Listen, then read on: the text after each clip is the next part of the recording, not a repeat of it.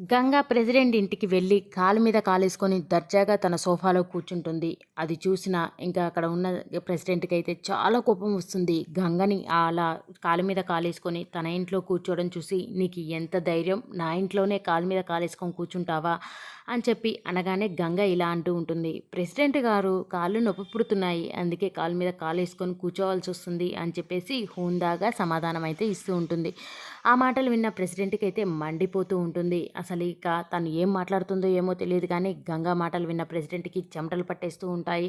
ఇంకా పవన్‌కి కూడా అంతే కోపం ఒక పక్క వస్తూ ఉంటుంది. అయినా కూడా గంగ ధైర్యాన్ని చూసి భయపడిపోతూ ఉంటాడు. "అసలు ఏం కావాలి నీకు?" అని చెప్పేసి ప్రెసిడెంట్ అయితే అడుగుతూ ఉంటాడు గంగని.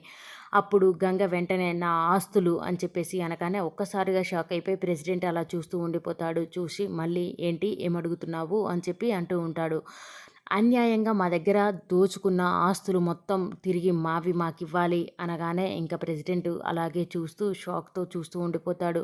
"ఇంకా మా దగ్గర అన్యాయంగా కొట్టేశావు కదా ఆ ఆస్తుల్ని. ఇంకా మా దగ్గర తప్పు లేకపోయినా తీసుకున్న ఆస్తులు కావాలి. అలాగే నా భర్త పైన పెట్టిన కేసు కూడా వెనక్కి తీసుకోవాలి" అని చెప్పేసి తండ్రి కొడుకులకిద్దరికీ వార్నింగ్ అయితే ఇస్తూ ఉంటుంది గంగ. గంగ అలా వార్నింగ్ ఇవ్వడం చూసేసి "అదెలా కుదురుతుంది?" అని చెప్పేసి ప్రెసిడెంట్ అంటూ ఉంటాడు. "ఎలా కుదరదో నేను చూస్తాను" అని చెప్పేసి గంగ అయితే గట్టిగా మాట్లాడుతూ ఉంటుంది. గంగ మాటలు విన్న పవన్‌కైతే ఒక పక్క వణుకు పుడుతూ ఉంటుంది. మరి గంగ ఏమింటికి అలా మాట్లాడుతుంది?